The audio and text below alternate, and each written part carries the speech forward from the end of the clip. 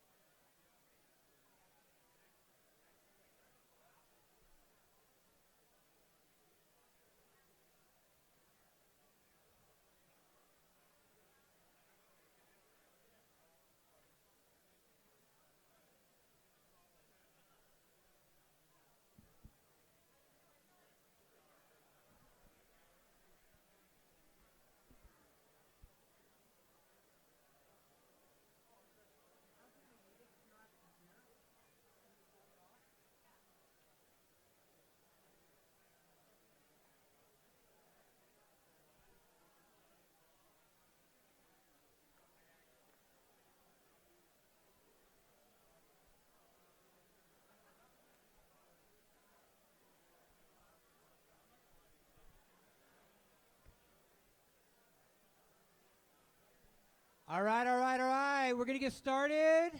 If you can wind the conversations down. We do have an after party across the street. So if you don't get enough of meeting cool people now, you can do that after. Please find your seats and we'll get started.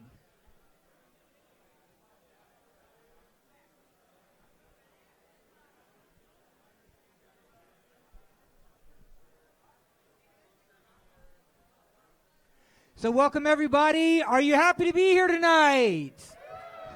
Are you ready for a good time and good presentations? Then you're in the right place. I'm Brett Green. I was hoping for one of those thrones like Dave Grohl has because I hurt my knee. But we're not going to have that, unfortunately, tonight. They couldn't get it made quick enough. The bad news about Red is he's not here yet again. The good news is Red had a baby this morning. A what? Oh, thank you. Rachel had a baby. Red was there supporting as much as he could. Yes, the 7-pound baby Rachel gave birth to.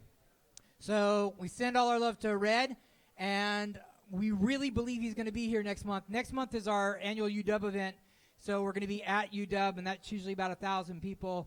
It's a lot of fun and similar. But we hope he'll be there because he wasn't able to be here this time or last time. New Tech happens because of a lot of different people, so we'd like to thank all of the volunteers and the people on the team who helped to make things happen.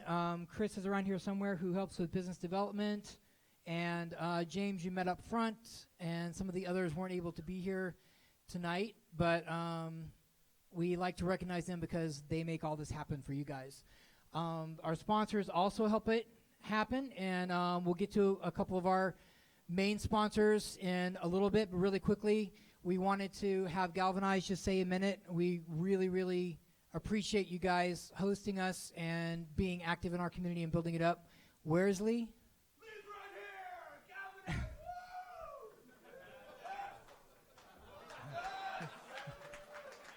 Galvanize! So the funniest thing about this is they just introduced me to their new membership director who's here to shadow him and has to do this going forward. So you're going to have to practice the cartwheel. All right, so share a little bit about Galvanize and let them know what you guys do here. Absolutely. Hi, everybody. All right, it's good to see you. All right, quick show of hands. How many of you have never been in Galvanize before? All right, this is why we love New Tech Northwest. They're always bringing out new, fresh faces, curious about the great things we're doing here. So for the uninitiated, Galvanize is an education company that blends the line between working and learning. We're a little bit of everything. We're a coding school. We provide education in full-stack web development and data science and soon-to-be data engineering later in the year. We're also a collaborative space where we've got gorgeous workspaces for people who are freelancers or startups. We hold wonderful events just like this one here. And we're also a venture capital firm. So we're kind of like a Swiss Army knife approach to helping new business development. And we're very proud of a lot of the work we're doing here. So if you have any questions, you can come check us out at galvanize.com. You can come talk to me. You can talk to that handsome Matt Damon looking drink of water right over there and Riley. We're happy to have you here. Thank you so much for coming out. Thank you, Lee.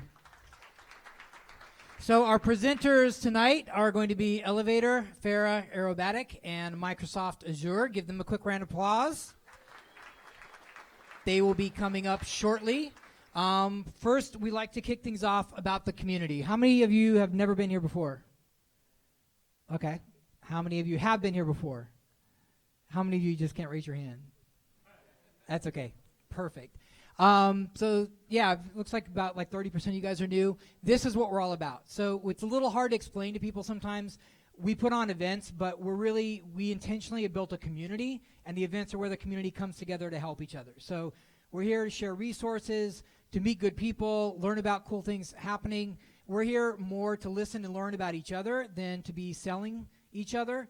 So what we're really here to do is to meet smart, fun, innovative people, share what we're up to, learn what they're up to, and wherever we can help each other out, that's what we're here to do. Does that sound good to you? In the right place? Cool. So in order to do that, and to make sure that you guys get the most out of this, our unwritten guarantee is you're going to meet at least 2 cool people tonight. Have you met 2 cool people tonight yet? That's not even enough hands. So I don't know if you guys just haven't drank enough, haven't talked to enough people, but we're going to fix it right now. So what we want you to do is stand up. Stand up. We're a community. It's not a TED Talk. What we want you to do is find 2 faces you do not know. High five those people. Introduce yourself and tell them why you love Seattle.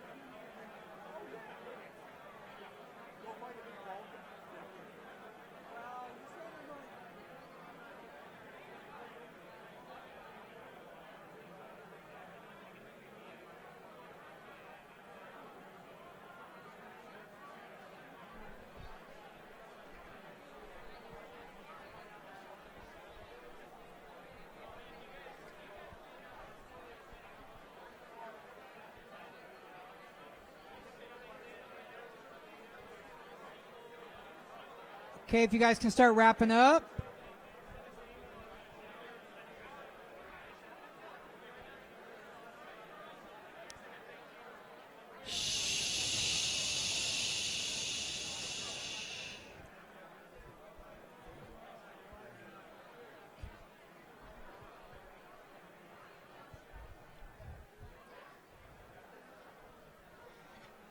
Fantastic. So clap if you just met at least 1 or 2 really great people.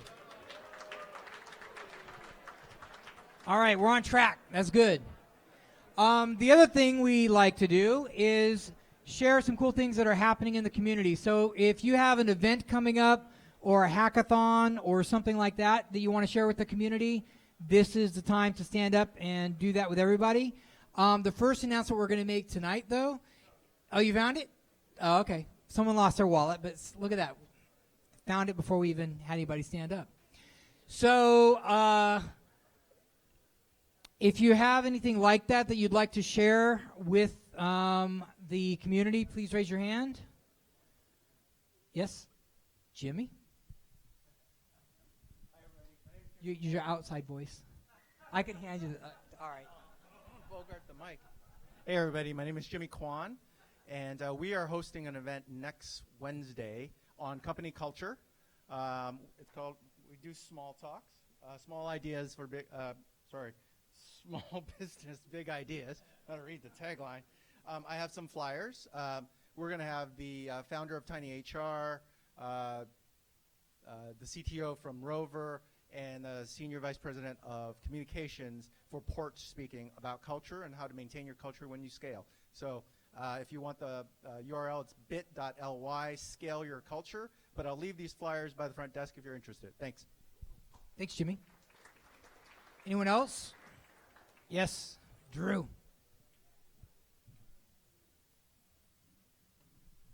Well, you have people usually just do it there just to save time, but you're here so you get the mic. Okay, thank you. My name's Drew Myers, and for those of you with Android devices, we're alpha beta testing a new app for my startup called Horizon, which is Couchsurfing or Airbnb, but inside trusted network. So if you have Android and you're interested in travel/community, come find me. horizonapp.co. Okay, cool. We're the 501 Commons guys. Okay, yes. You don't have to come up because that we pack a lot into an hour. So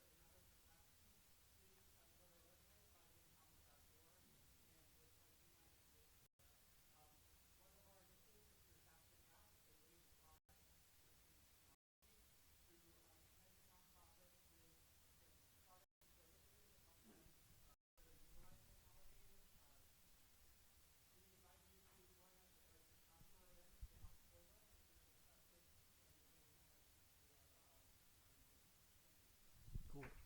501 Commons is really, really cool work. So if you are a technical person or know technical people, you should connect with them to give back to some nonprofits. And their event, as well as Jenny's, are on our website under community events. And if you announce anything tonight, please put it on the event page if it's not there already. Yes, sir.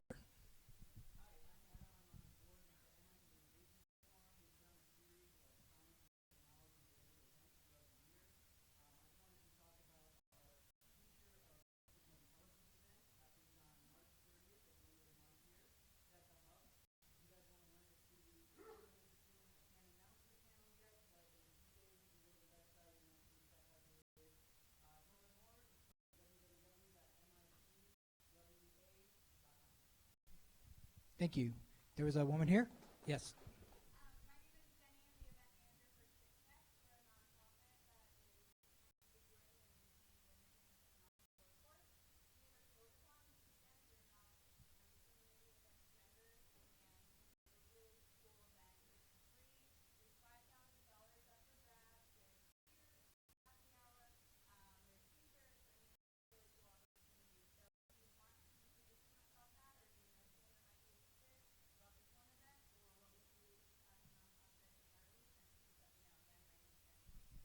Thanks, Jenny. Yes?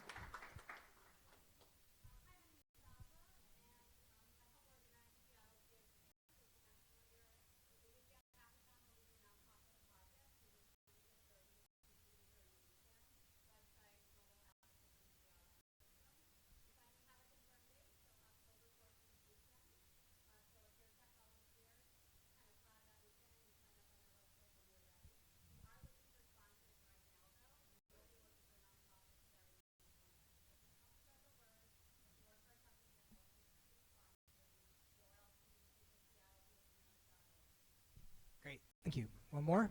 Yes, Mr. Savage?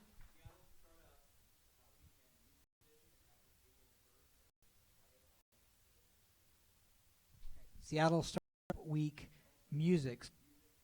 So it's the first time. Woo! It's a good mix. Okay, thank you. Oh, one more.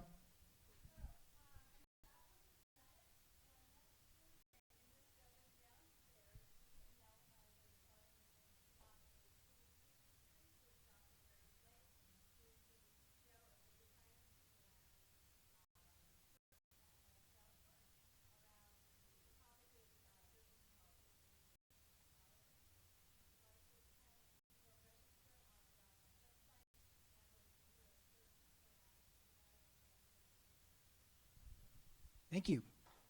Okay, one more.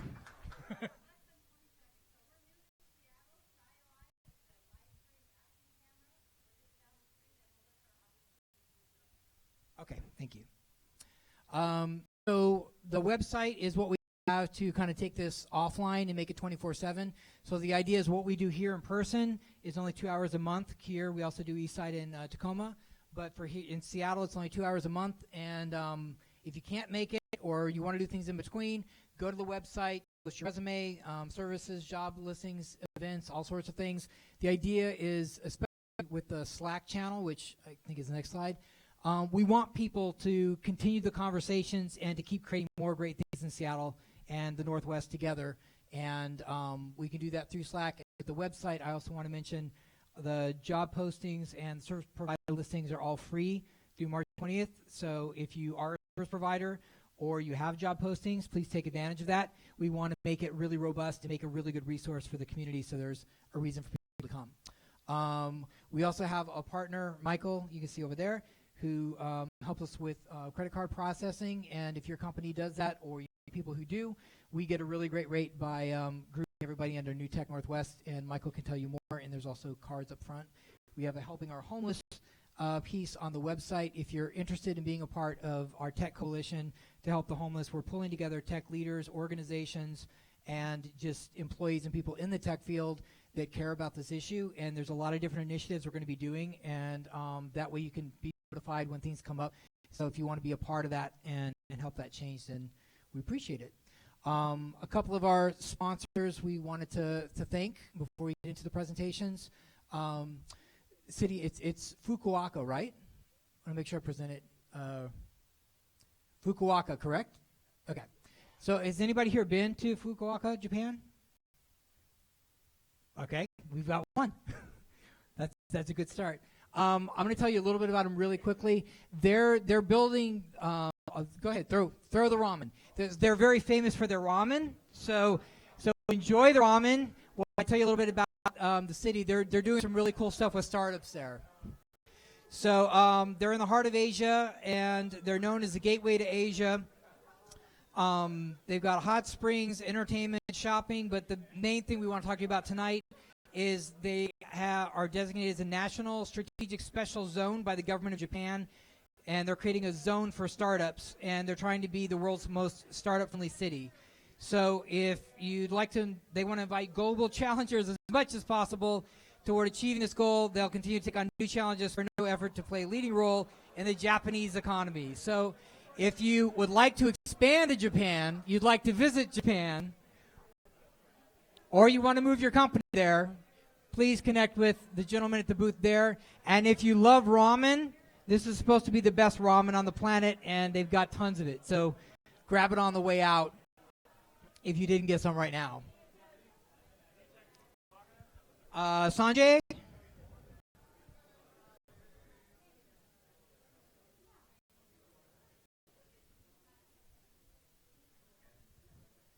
We try to pack a lot into an hour, so sometimes it's hard to get it. Yep. You know, I'm quick all the time. Good evening, everybody. Sanjay Chopra with JMA IT. We're a local IT staffing and solutions company. So what I love about New Tech is, like you said, Brez community. So if you're looking for a job, whether you're a coder, developer, project manager, come talk to us. And if your company looking to hire, we'll get those people placed to you. So that's pretty much easy. We've been around for about 20 years, and we've been in Seattle for about 6. Got a couple quick giveaways here. So whoever dropped their card in, go ahead. Well, give them to me first. Okay, James Clark, come on down.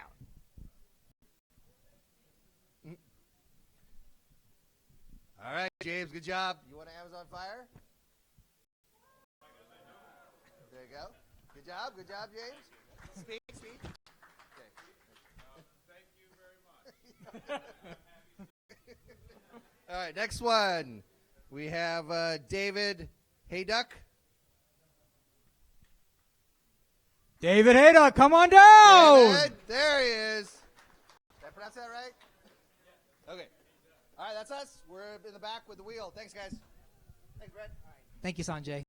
They've been a long-time supporter, and they always bring lots of good, fun things to give away, which helps too. Avalara, we're not able to be here today, but if you deal with taxes, go talk to Avalara, because they are the orange guys that make everything fun with taxes and beyond.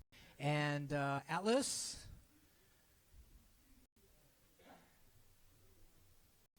I know you got stuff to throw at the audience. I do. So everyone, I want you're going to use your phone for this. So pull out your phone now. Go to beta.atlas.co. Let me tell you what we do. Atlas is software that helps you remember everything you've seen across all of your devices. We're like a personal search engine with you at the center. Let me give you an example. Have you ever had that problem where you're like, where was that thing I saw 3 months ago? Was it in my email, or was it in a web browser, or was it in a Slack channel, or was it in a text message? I remember it, but I don't know where it was. We will help you find it and get you back to where you left off. So now that you have your phones out, sign up for the beta.atlas.co. If you sign up, as soon as you hit that submit button, then raise your hand, and we're going to throw out some T-shirts to those folks who raise their hands. And if so, it's a race. Here we go, right over here. Matt is super slow. Matt's got the men's shirts. Women, we need some women. Look at all the women's shirts we have here, and we don't have women signing up. Sign up. All right, super hurry. If you promise me that you're going to actually sign up, but you haven't signed up yet, it's okay. Raise your hand. We'll give you a shirt. All right. Again, beta.atlas.co. Those of you who got left out, we're happy to help you later. Thank you very much. Thank you. Thank you, Travis. So Hans is from our design development department and our design development partner. And so our final sponsor of the evening is Hans, and then we'll jump into the presentations. All right. Thank you, Brett. Hi, everyone. I'm Hans Bjordahl. I'm CEO and founder of Culture Foundry. We are Seattle's go-to digital agency, and we built the website for New Tech Seattle. We also help in New Tech Northwest, and we also help clients like New Tech Northwest figure out what to build. And so we're going to play a little role play exercise. When we come up here, we like to do something that's something we've learned from working with different clients, or just an open-ended question. We like to ask the audience just a question that we may not know the answer to because we don't know the answer, and maybe you do. So that's kind of what we're going to do today, and see what you say to this scenario that we're going to talk through. These are just some of our clients. You can learn more about them on our website. And we're in the Fremont neighborhood. And this is a good image for the exercise because it's about, do we go in direction A or direction B? So I want you to put yourself in the shoes of a startup founder. Everyone take a moment, clear your mind, let that trickle in. You are a startup founder. You're going to run into a big problem, and I'll explain what's coming. You have had a chance to build your startup from scratch. It's the right combination of timing, of finances. You can go all in. You go all in. You go all in with savings. You go all in with retirement money. You go all in with friends and family investment. You go all in with calling in favors. You might even get some angel money. You're getting close to $500,000 to spend, so factor all this in, and you are 90% complete, and you make a disturbing discovery. You discover that your product, the reason it's not working is because that it's not just because you're 10% away, but it's because you discover that the underlying code is, this is the technical term, crap. You discover it's crap. This happens, right? We've all been, sometimes wrong partner, wrong person. Down to your last $50,000, and you really need to get this out within weeks. And you're down to your last $50,000. How do you spend it?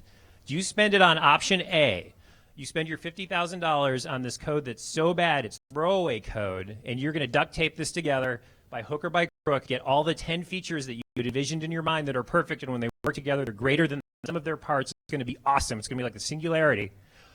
Or knowing that you're going to have to throw away that code after you do that, take your last $50,000 and start over. How do you start over? You just do 1/10 of what it is you were going to do, but you build it, to your mind, the right way. It's solid. It's actually the core of your product to come.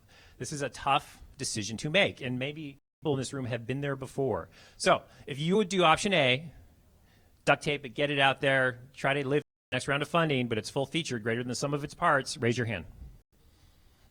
Got a few hands. If you would do B, throw it away. You just spent $450,000 on code you're going to throw away and start over, or you're going to throw all that away. Raise your hand. You would do option B. That's what you would do?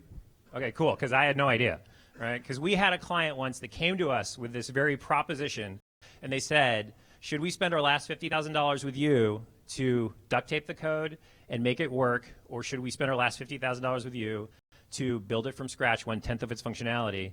And it's kind of a trick question. There's more than one arrow up there. We went with option C. We said don't spend the $50,000 at all. Don't spend it. Preserve your flexibility. This is a client that just lost big at the blackjack table, and when do you want to double down? When you've got sunk cost fallacy stacking up right in front of you with all the dealer chips. So they were in a reactive mode. They said, we have to get to this place in weeks with $50,000, and we challenged that assumption together with them and said, don't spend it. It's your money. Some of it's your retirement money. Save it for another day, fly around the world, go to Hawaii, right? But what you need to do is step back and preserve your flexibility, because this is a go, go, go startup world. And what you don't want to do in the startup world, because we've seen it work and we've seen it not work, we've seen the success stories and the challenging ones, is you don't want to hit that wall and discover you're $2,000 away from a solution that you're 2 degrees from the right solution, but you don't have it anymore. You've spent all your flexibility. So that's our lesson for the day. I'll leave you with that. That's our offering. If you'd like to share your own startup story, I'd love to hear it in the back after the presentations. Thank you very much. Hang on. You forgot to click through your slides. Okay. Mike? Where are you? Way in the back. So are you ready for presentations? So the way we try to do this is go early stage, mid stage, late stage companies and end with an enterprise company or post VC, post IPO company. And I think we did a pretty good job tonight, and I think you're really going to like the presentations. And what Mike is doing is very, very brand new and fresh, and you guys are killing it. So please give Mike a very, very warm New Tech welcome. Awesome. Actually, grab that one. You can go up. All right. All right. So the Wright brothers had each other. Neil Armstrong had ground control. Steve had Woz. What this tells us is that individuals contribute, but teams make history. So this right here is something that is a metaphor for the modern day career path. This is people trying to get up into the Klondike in the gold rush. This is a single file, treacherous path that you're doing it by yourself, right? If you really think about it, every company has tons of resumes. They sort through them in arbitrary ways. They decide, hey, we're going to talk to these people. We're not going to talk to those people. We're going to use the college they went to or the last company they worked at as our general sorting method, right? This is how it works. But what they're really looking for is they're looking for a dream team, right? So all these companies today have set up engineering offices in our area, right? Every single one of these people is looking to make a dream team. They're trying to find people that will work together, and the whole will be greater than the sum of its parts. So this dream team is what everybody's looking for. Everybody agree with this? Yeah. All right, so let's take a step back and think about the internet before Google. Remember when it was just a whole bunch of pages And maybe you'd go on Yahoo, and if you were looking for shoes, you would go, all right, I'm going to go shopping, I'm going to go shoes, I'm going to go men's, and you just try to sort through the whole thing, and none of it made any sense, right? Well, what did Google do? But they came along and they actually looked at how do these pages relate to one another, and they're able to start being able to sort this and say, okay, the page that has the highest ranking and the most reputable people are linking to it, well, that's probably the first page you're going to look for any given topic, right? Okay, now consider every person you've worked with in the past, right? You can think of some of the people that were great, some of the people that were not so great, some of the people that were absolutely awful and you don't ever want to see again at the supermarket, right? Okay, now imagine if everyone answered the question, who's the best person you've worked with in the past? Wow, you get a really interesting data set there, right? It's exactly like what you get with Google. You start to understand who the people are within any organization or even across multiple organizations, who the best people are to work with. And if you actually think about it, it's a really good sorting algorithm if you ask everybody, because they're making the combination of who communicates well, who gets their work done, who follows through on promises, who's not creepy, right? You know, these sorts of things. All right, so Elevator does just that. You come onto our platform, you can build a team, right? You could build a developer team. We've got tons of those. You can build a sales team. You can build your startup team. You could be like, okay, over the past 3 jobs I've had, these are the best people I've worked with that all do the same type of job as me. In my current role, you know, I don't like my manager at all, and these 3 people, we all want to go together like tomorrow, right? You can do any of that. And ultimately what we're trying to do is we're putting together your dream team. So right now we have about 750 dream teams on our platform of over 2,200 people, and we are connecting them with all sorts of companies.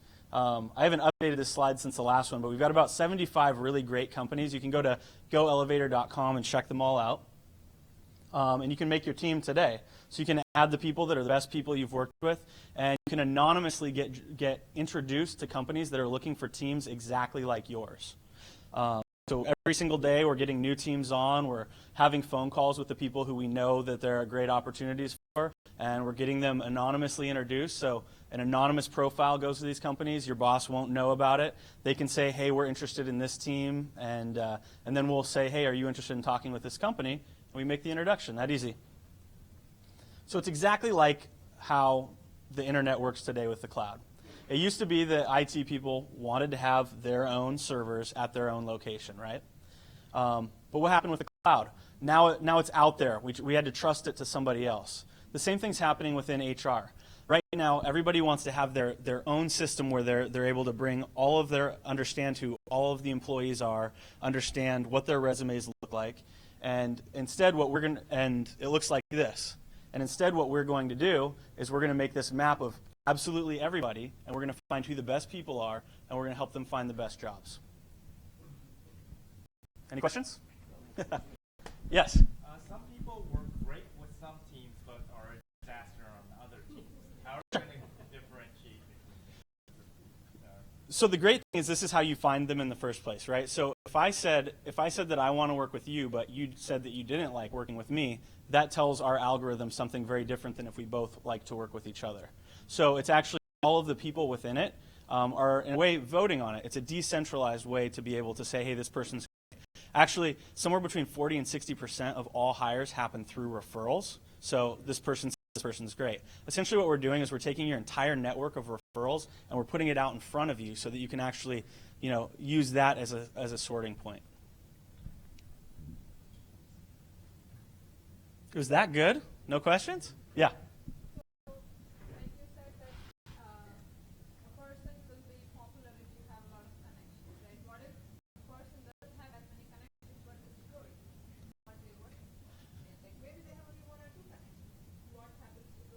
Yeah, so at scale, like there are lots of problems that we're going to have to solve, right? But if you take somebody that is really good, saying, hey, this person's also good, we have better data than if you're just a resume in a pile, right? And so what we're able to do as all of these nodes start connecting is we're able to get better and better data. So sure, when you first start out with a website, it doesn't rank on Google yet, but over time as you work with more people, we start learning more and we're able to make those connections. Yes?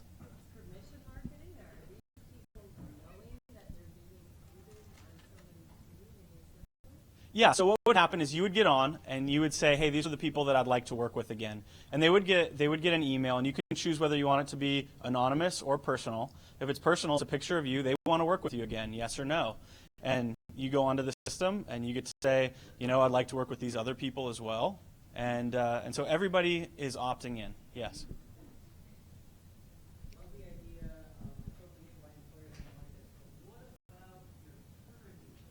Hmm?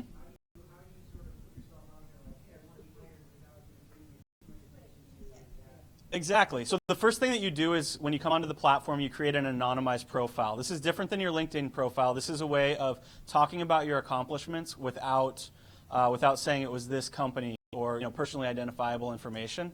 And that way, what we can do is when a company comes to us and says, "Hey, we need 3 developers that can match this set of skills because we're launching this new feature," then we can look through our whole thing and we can say, "Okay, here's 5 different teams that match that. Which ones would you like to talk to?" They can look at them anonymously and say, "Would like to talk to these ones." You would hear back, "This company wants to work with you," and you would say yes or no. So it's anonymous like Tinder. Yeah, what's up? So,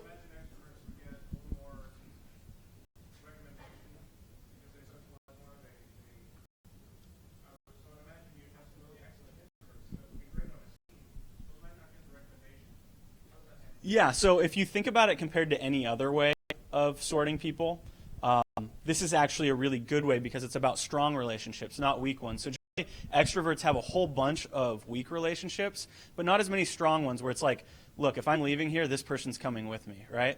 And most people who are introverts have a few people that have really deep relationships. And actually the way that our algorithm looks at people is we can tell when everybody is connected to everybody. That's actually a stronger type of a team, whereas there are other types of teams that are like a hub where there's one person that everybody wants to work with. And so what we've seen so far is a lot of introverts end up on teams that have really tight clusters. Thank you, Mike. Yeah.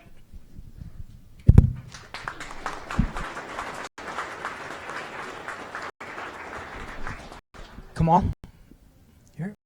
Please give a warm welcome to Farah. Thank you. So Farah is a new way to buy or sell homes. Before I start, I have 2 quick questions. One, how many people know that today is International Women's Day? Yeah, thanks to my women colleagues who helped build and run this service. My second question, how many of you have bought or sold a home? Plenty. So many people describe their experience of buying and selling home is that it's expensive and it's complex. I don't know what's going on behind the scene. And it's unfair. I made a better offer, but they sold it to somebody else. So these are like usual thing. Being in Seattle, actually Seattle is helping solve this problem for over last 10 years. We have companies like Zillow who are providing tools for sellers to see how much their home is worth, what neighborhood homes are selling for. And we also have a tool for buyers, Redfin. So compared to 10 years, if you were to buy a home, your agent tells you which homes to see, but Redfin has actually switched the game. You tell your agents, "Oh, I love this home, show me those homes." But what's missing is ability to transact. That's where the third Seattle area company comes in, Farah. So we are a sort of e-commerce for home transactions. So we do 3 things. One is we help sellers to list their home. Second, we provide everything a buyer needs, all the information up front for buyers to make an informed and confident decision. And third, once they are on the level playing field, we provide a platform where they can make online offers or negotiate fairly about home. So let me show you quickly all these 3 things.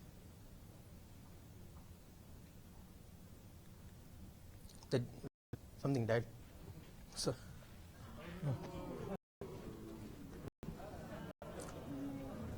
yeah. Okay.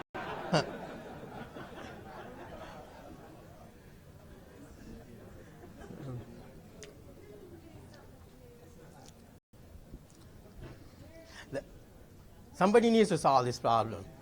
It always happens in the.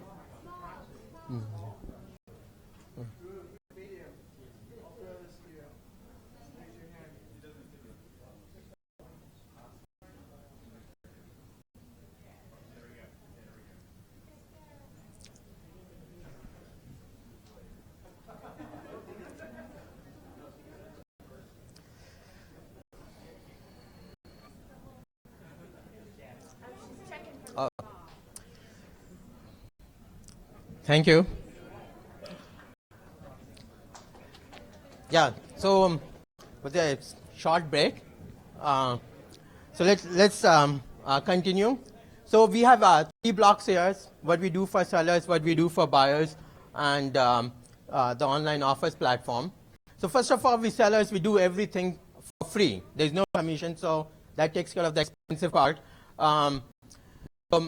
We provide the free professional photography, very high-end photographers. We provide all the marketing materials for sale, signposts, open house signs. We put your home into the MLS, like it shows up in Redfin, Zillow, Windermere, and all the gazillion of websites. So we do all things. So we prepare home for listing. So not only that, we do everything, provide everything the buyer needs. So if you go to our website, so a buyer can actually download the free inspection report and learn everything about the home. They can download title reviews and reports, kind of seller disclosure, anything they need to know about making an informed and confident decision about this home. It's provided there. So they visit the home, they see the home, they come back to this website and learn everything about the home. So they can even learn about the competing offers. This is a home I think we sold last week. So they can see like what others are willing to pay for this home. And they can make their own offer if they wish. And making an offer is very simple. So as I said, like this is our third part, the online offer platform. So when you are ready to make an offer, you just press this button, make an offer. And it takes 30 seconds to make an offer. In fact, I have a challenge. Like if you're a brand new customer of Amazon, I will buy a home sooner than you buy a book on Amazon. It's so easy. And even better, that if you don't use an agent, then you get a 3% discount. So if you can press this button yourself and spend 30 seconds, you save 3%. That will be $28,000 savings on this home. This feature actually gets you more buyers, because when you go with the traditional sale, we have 1 minute? Yeah, we forgot to do the whole thing to tell everybody when it's 1 minute. So normally what we do is we hold up a little sign in 1 minute and everybody can go like that, because we're in the community and we're all helping each other, and we're helping them know that their 5 minutes is almost up. So Okay. you have 1 more minute. Yeah, that's good. 1 minute is plenty. So if you can press this button yourself, you save $28,000, and that means you get, if you're a seller, you get more buyers. There are about 25% of the buyers who don't have an agent. So if you use a conventional method, you lose on these buyers. So in summary, FARA is solving the 3 problems I mentioned. It's actually lowering the real estate cost. We are improving the experience. And for this special event, we actually have some $600 charity coupons, so which you can pick from my colleague or from me after the presentations. And if you use this coupon, we will donate $600 to Habitat for Humanity. Sorry. Yeah, that's all. Thank you.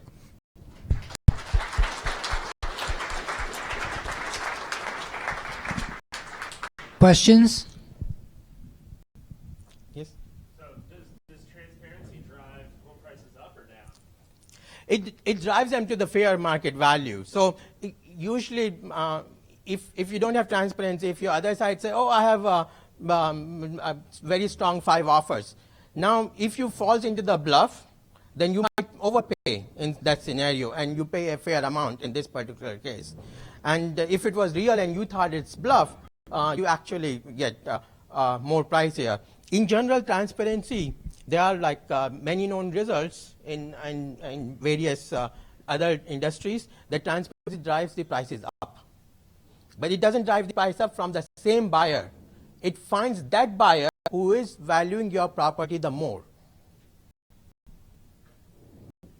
Yes, please. So if you've got both a buyer and a seller that did the no agent option, who handles the agent services like showing the house or whatever? Very good question. So for now, we have the sellers do open houses over the weekends, and you can connect with the seller directly. And buyers who have an agent, they can still use their agent, so you don't lose out on those buyers. But buyers who wants to save money on agents, they can see them. We notice that most of them, the buyers who don't have an agent, see the homes on the weekend. Yes, please. What about after the process? What about the mortgage? Do you provide that service? No. So what happens is when the contract is done, we send the contract to the escrow company, and so escrow company prepares most of the paperwork, and you work with your loan officer if you need a mortgage. Yes, please. What proof do you have that people will actually transact online and buy a house online? Our website. So we in just last 2 months we sold about 12 homes, and homes are selling. Like if you see today morning, we sold a home. It started with 424. By the time it sold, I think the purchase price was 445. So within few hours, it reached its fair market value, which was $20,000 higher. So people are coming to our website and making offers. One more question. Yes, please.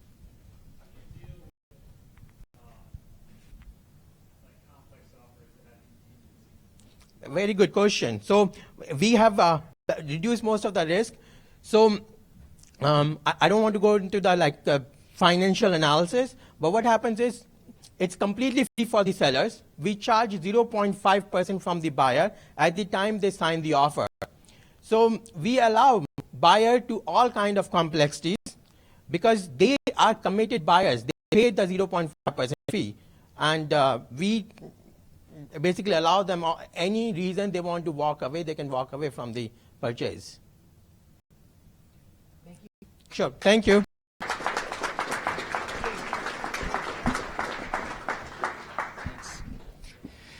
So, do you guys still want more free stuff? Do people like free stuff? So we're going to do this in reverse, partially because of my leg and also partially because we often get some really cool stuff from movie studios, and all they want in return is a picture that people took the stuff, liked it. So if you would like shirts or hats or something from London Has Fallen, come up here right now. Just grab it. Just come. Instead of throwing it at you, we want you to come to us. And Jimmy, the photographer, is not here now. We need to take a picture. Hans? Wait, stay up here, you guys. Come and hold it up and look like you're really happy. And actually, let's do it right here so they can see this in the background. So can you take a picture? Yeah, got to send pictures to the movie guys. So come to NewTek, get free stuff, have a good time. Okay. We have lots of posters, but they're out there too. Okay, thank you. Are you happy with free stuff? Okay. We don't know if it gets tired. Do you guys get tired of getting free t-shirts and stuff? All right, we figure it helps, keep things moving and keeps energy up. So if you like free stuff, that's good. There's more posters out there and coasters you can take on your way out too. So we have two more presenters. Our next presenter, who I believe from his accent is probably from somewhere in Asia, is come on. Please give a warm welcome to Aerobatic.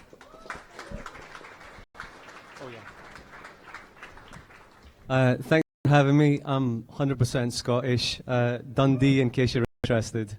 My name's Jason, by the way. Who here's a web developer? All right, thank God.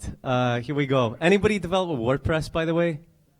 All right, close your ears for the next 5 minutes. All right, so you remember when the web was fun? This was sort of circa 1999, and we were all building stuff on GeoCities, and it was HTML, and this was pre-JavaScript, pre-CSS, and it was all fun and games. And what was happening there was that these were all static websites. There was a web server, it was serving up HTML, and everything was pretty straightforward, everything was cool. Along came content management systems, introduced databases, and things started to get a bit more complex. The biggest sort of case in point is WordPress, which by most measures runs about 25% of the internet right now, which is insane. With that came problems. WordPress is slow. A lot of that's got to do with the fact there's just a lot more going on. You're making calls to databases. It's just naturally slower. With that also came security issues. By some estimates, as much as 73% of WordPress websites are vulnerable to attack. They're on old versions. There's lots of attack vectors with sort of the complexity of this. So not a great situation. Along with that, the dev tools are changing, principally around the things around WordPress, PHP, MySQL. If you're a PHP and MySQL developer, now would be a good time to level up. And so suffice to say, web publishing's changing. You've got WordPress, big granddaddy in the middle. Along here with sort of non-technical, you've got things like Squarespace and Wix, which make it really easy to get stuff on the internet. And then down here on sort of the technical end of the spectrum are things like static site generators. Anybody here build sites with GitHub pages? Anybody know what Jekyll is? Keep your hand up, please. Thank God I'm not alone. All right, here we go. That's sort of the future, and that's sort of introduces Aerobatic. So what's Aerobatic? Easiest way to manage and deploy static HTML websites. We've got thousands of developers that use Aerobatic to host their websites. We started a couple of years ago. The core platform itself is open source, and these three chaps are just nice people, nice customers in Stockholm that took pictures of wearing our T-shirts in Stockholm and sent it to us, which was pretty cool. We got a pretty passionate group of customers. And by the way, PowerPoint crashes here. I'm glad that the Azure guy is following me. I can just sort of raise my hand and say, come fix this for me. All right, so what's Aerobatic all about? Don't make me think about all this stuff. So when you're building a static site, you got to think about pushing all this stuff out onto a content delivery network for performance, because we don't want slow sites. We're thinking about things like SSL, which Google cares a whole lot more about these days when it comes to search engine optimization. We think about test environments, we think about scaling, we think about auth, all that stuff just sort of handled automatically with Aerobatic. You could try and hack it yourself, but that's exhausting. I'll just pause, that's a pun, that's Volkswagen, you can hack it yourself. I tell you what, the Tacoma crowd got it a lot better than this crowd did. It just wasn't funny, all right, fair enough. The idea here is that with Aerobatic, everyone can continuously deploy, whether you're a designer and you've got some technical skills like HTML, CSS, JavaScript, or full stack dev. The idea here is that everybody can use it. Not only that, it's backed by a world-class architecture. We are basically all in on AWS. We were featured on AWS podcast recently for some of the innovative things we've been doing around serverless architectures.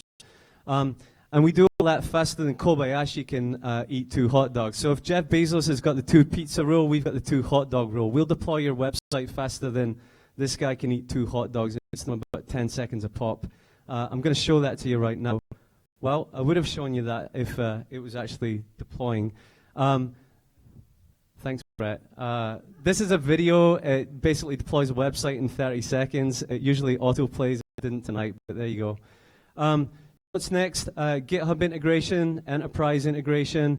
And I think sort of the idea here is making this a whole lot less technical for non-technical, less technical people such as marketers. That's kind of where the space is going.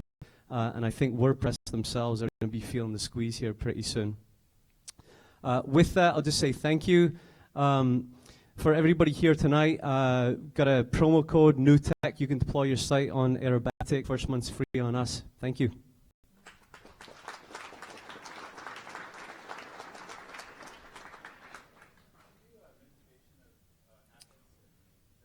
Yeah, so the question is, do we do sort of best practices around performance, like unification, gzip compression? The answer is yes. What if you want to do full stack development instead of just deploying Full stack in the sense that there's some database, and what do you mean by that? Okay. Yeah, so I would assert that sort of the way that modern web development is going is that sort of the days of sort of monolithic web apps are behind us, and we've got separate front ends, we've got separate back ends, we got APIs talking to each other. You might host your front end with Aerobatic, and you might host your back end somewhere else. I think AWS is making that a lot easier now as well. Yes?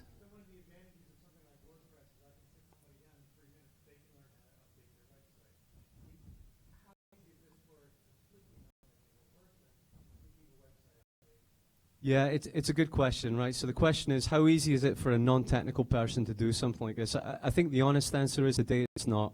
You know, basically there's an underlying premise that Git. If you can author Markdown, you can do this stuff. But I think today this is just a function of maturity of the space. I expect that you'll see sort of higher levels of abstraction, like kind of lightweight editors that make a lot of the details of this disappear. It's certainly what we're working on. All right. Thank you.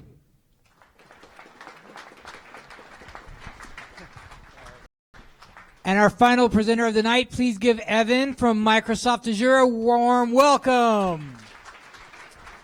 Hi, everybody. I will have a word with those folks from PowerPoint when I get to the office tomorrow morning. I am a software engineer at Azure Search, and tonight I'll be scoping my talk specifically to Search because Azure is a big land and there's too much to talk about. So Search is a primary navigation mode. Basically you have browse and you have search, and oftentimes those are both served by the same backends. Whether you're stalking your friends on Facebook or trying to find the best fish tacos, chances are you're using search. And up to 83% of navigation in e-commerce scenarios occurs through search. This makes or breaks things like conversions, return visits, and engagements. So search is incredibly important. And user expectations are very high thanks to these big guys like Bing for some people and Google and Yahoo, right?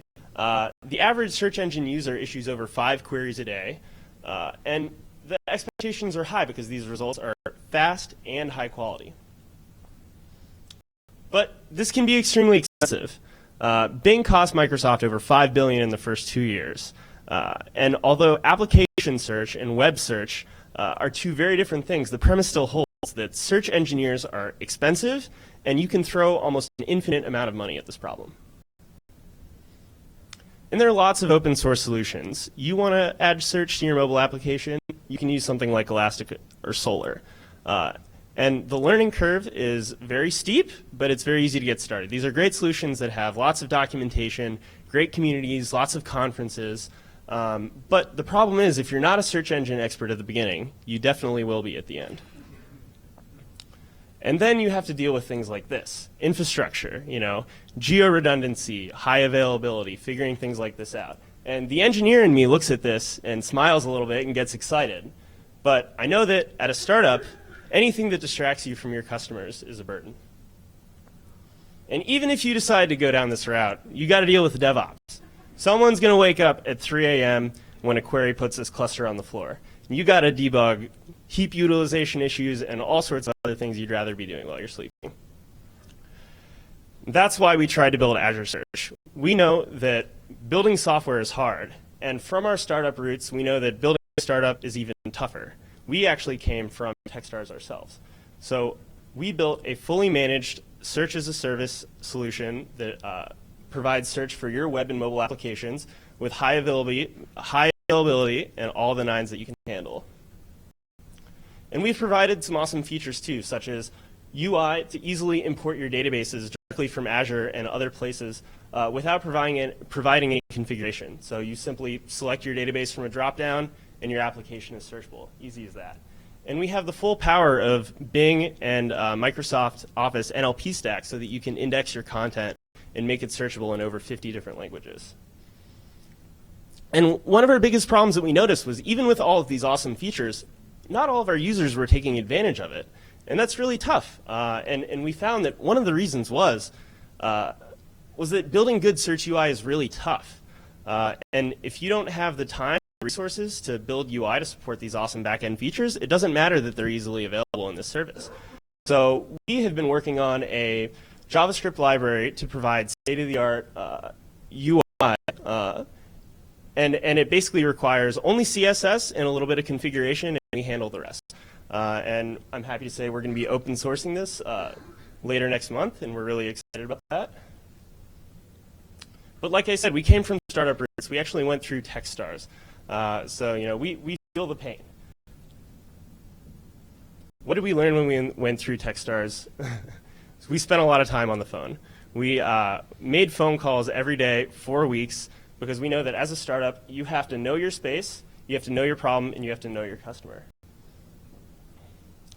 And even after going back to Microsoft, we've lived with scarcity as a feature. We believe that scarcity is something that forces you to make good decisions, decisions based off of data and not opinions. And I know you're all probably looking at me and thinking, man, a startup at Microsoft, that sounds pretty cushy. So, you know, most things are actually the same. You know, we abide by the same set of principles, you know, failing fast, empowering people to have ownership and be excited about the work that they're doing. The same set of guiding principles apply here. There are a lot of things that are very different. You know, we have the Microsoft band backing us, the Azure band backing us. We never had to do things like become accountants or marketers. We had all that taken care of for us. But at the end of the day, the risk equation was very different. If Azure Search happens to become the next SQL Server, none of us will be getting rich. And that's me. I'm Evan Boyle. That's my story with Azure Search. So, questions?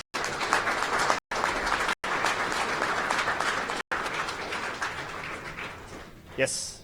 How did it feel like working at Microsoft startup? Did it feel like a startup in a lot of did it feel like a lot of yeah. So yeah, there's a lot of there's a lot of interesting emotions going on there. You know, like we're fighting there, we're struggling, and we celebrate our success. Where we sold $10,000 this month. And we tell that to our EVP Scott Guthrie, and then someone from SQL Azure laughs at us and says, "Wait till you're making $1 million a month." So yeah, sometimes the victories are a little harder to celebrate. When you got Big Brother to look up to. Log files. So this is specifically content-oriented search. So this is e-commerce, application search, faceted navigation. We don't target the log analytics scenario because that's more of a high throughput, low recall. It's a different scenario.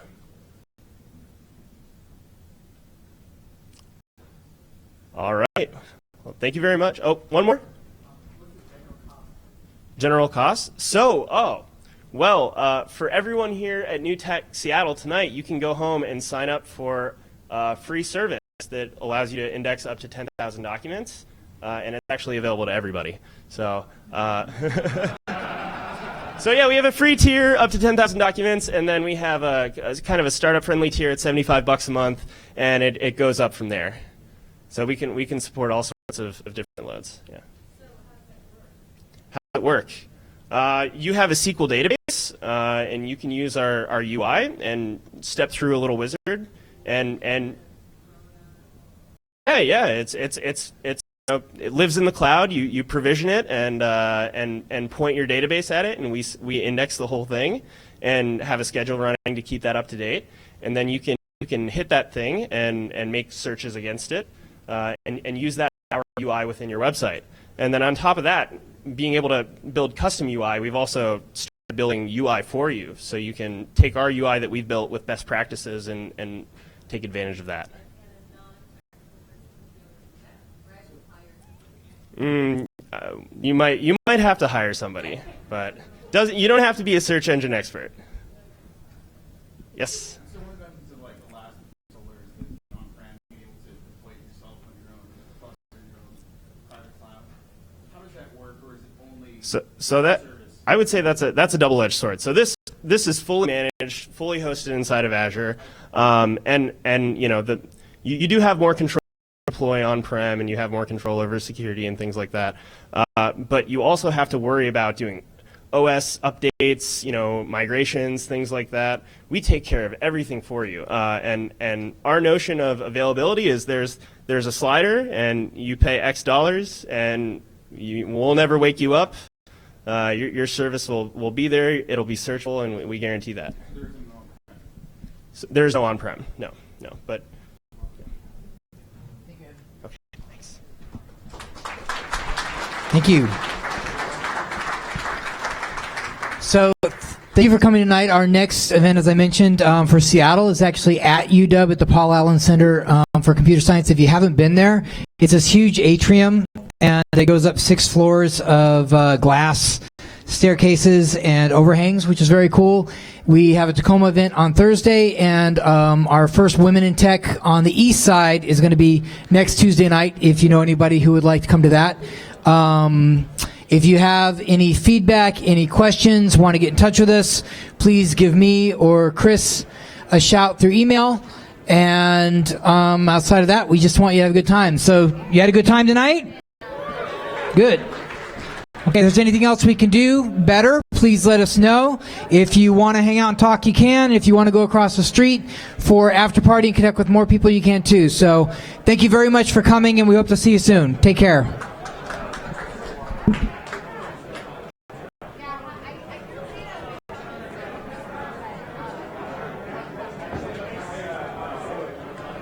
Know what love is. Too many things I've had to fold. Don't you know I'm too tired of it all? I have no terror, these spells. Finding out the secret words will tell. Whatever it is, it gives a name. There's a part of my world that's taken away. You know I don't want to be clever, to be being or superior. True like ice, true like fire. Now I know that a breeze coming me away. Knowing there's much more dignity in defeat than a brother's victory. I'm losing my balance on the tightrope. Tell me please, tell me please, tell me please, tell me please. If I ever feel better, remind me to spend time with you. You can give me your number. When it's all over, I'll let you know. Hang on to the good days. I can lean on my friends. They help me going through hard times. But I'm feeling an enemy. I'm in league with a fool. Blame me for what's happening. I can try. Knowing those hard times I went through. If I escape my mystical. Some days and over. Love that thing that I better call. I watched all my cats at school. They were made of dust. After all, someday all this must make my love. I can wait, I can wait, I can wait, I can wait. If I ever feel better, remind me to spend some good time with you. You can give me your number. When it's all over, I'll let you know. If I ever feel better, remind me to spend some good time with you. You can give me your number. When it's all over, I'll let you know. It's like somebody took my place. I ain't even playing my own game. The rules have changed. I didn't know. In control. I feel like I don't try to now.